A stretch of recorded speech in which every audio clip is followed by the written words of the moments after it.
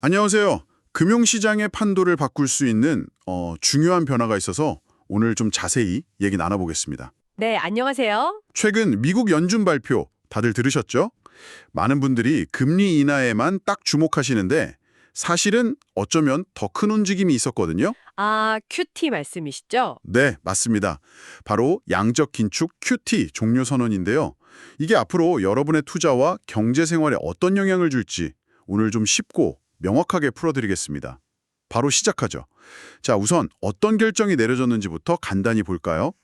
연준이 기준금리를 0.25%포인트 또 내렸어요. 네, 벌써 두 번째 연속이 나죠. 맞아요. 그래서 미국 기준금리는 이제 연 3.75%에서 4.0% 사이가 됐고요. 근데 진짜 중요한 건 제 생각엔 10월 1일부터 양적 긴축, 그러니까 QT를 멈추겠다고 한 거예요. 그렇죠. 이게 금리 결정보다 어쩌면 더 큰 의미일 수 있습니다. 여기서 양적 긴축, 큐티가 뭔지 처음 듣는 분들도 계실 테니까 아주 간단히만 짚고 갈게요. 네, 그게 좋겠네요. 중앙은행이, 그러니까 연준이 시중에 돈이 너무 많이 풀렸다 싶을 때 이걸 다시 걷어들이는 방법인데요. 가지고 있던 채권을 시장에 팔거나 아니면 만기가 돌아온 채권에 다시 투자하지 않는 식으로 시중에 돌아다니는 돈의 양, 즉 유동성을 줄이는 겁니다. 스폰지처럼 돈을 쫙 빨아들이는 느낌이군요. 네, 그런 거죠. 근데 이걸 이제 멈춘다는 건 더 이상 돈을 빨아들이지 않겠다, 이런 선언인 거죠. 당장 막 돈을 푸는 건 아니지만 그 압력이 사라지는 거니까 상대적으로는 돈이 좀 풀리는 효과가 시작된다고 볼 수 있어요. 근데 왜 하필 지금이었을까요? 뭔가 좀 급한 이유라도 있었던 건지? 네, 좀 그런 면이 있어 보입니다. 최근에 금융시장에서 약간 불안한 신호들이 좀 잡혔어요. 특히 은행끼리 아주 짧게 돈을 빌리고 빌려주는 시장, 그 단기자금 시장에서 금리가 갑자기 좀 비정상적으로 오르는 모습이 나타났거든요. 아, 그거 위험 신호 아닌가요? 맞습니다. 시장에 돈이 부족한가? 하는 경고등이 딱 켜진 거죠. 연준 입장에서는 이게 2019년 생각이 안 날 수가 없어요. 그때도 비슷하게 큐티를 하다가 단기자금 시장이 거의 마비될 뻔했던 그 레포 사태 기억하시죠? 네네, 은행들끼리 돈 거래가 안 돼서 난리가 났었죠. 그렇죠. 금융 시스템 전체가 흔들릴 뻔한 아찔한 경험이었기 때문에 이번에는 좀 그런 시스템 위기를 미리 막으려고 서둘러서 큐티 중단을 결정한 것 같아요. 일단 물가 안정도 중요하지만 지금 당장은 금융 시스템 안정이 더 시급하다. 발등에 불이다. 이렇게 판단한 것 같습니다. 와, 듣고 보니 정말 큰 결정이었네요. 그럼 이건 연준의 정책 기조가 완전히 바뀐다? 이런 신호로 봐도 되는 걸까요? 네, 바로 그 점이 핵심입니다. 아주 중요한 포인트인데요. 돈의 가격인 금리를 내리는 동시에 돈의 양을 조절하던 큐티까지 멈춘다. 이건 정말 강력한 신호죠. 그렇군요. 동시에 두 가지를 다 바꾼 거니까요. 네, 연준이 이제 그동안의 인플레이션 파이터 역할에서 다시 좀 경제를 살리는 쪽으로, 그러니까 경기 부양이나 금융 안정 쪽으로 무게중심을 옮기겠다는 의지를 확실히 보여준 거죠. 시장에서 계속 얘기 나오던 그 정책 전환, 피벗 있잖아요. 그게 이제 드디어 공식화되었다. 이렇게 볼 수 있겠습니다. 아, 피봇이 드디어 확인된 거군요.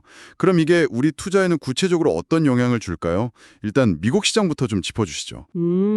시장에 돈이 더 돌고 금리가 낮아질 거라는 기대가 생기면 일반적으로는 주식시장에 긍정적이죠.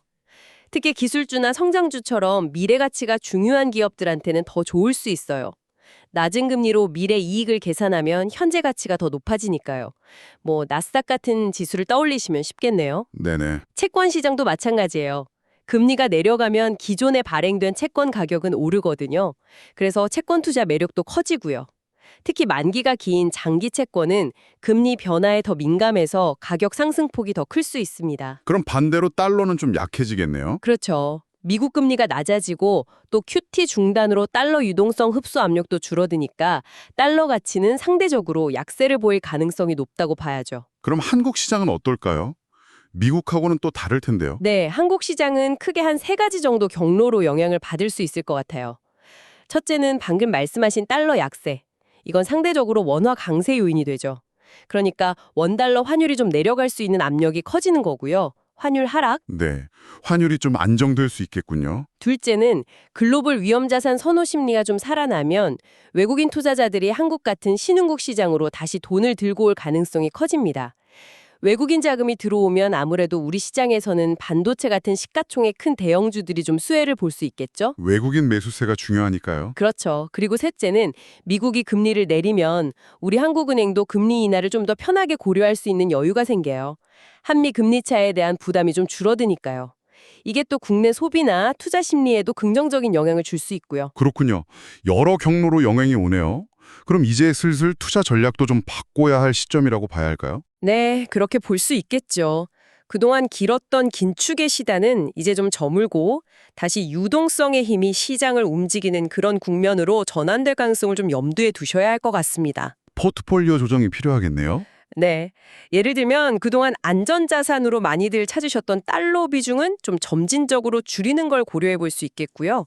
그 대신에 주식 같은 소위 말하는 위험자산 비중을 조금씩 늘리는 전략을 생각해 볼 때가 된 것 같아요.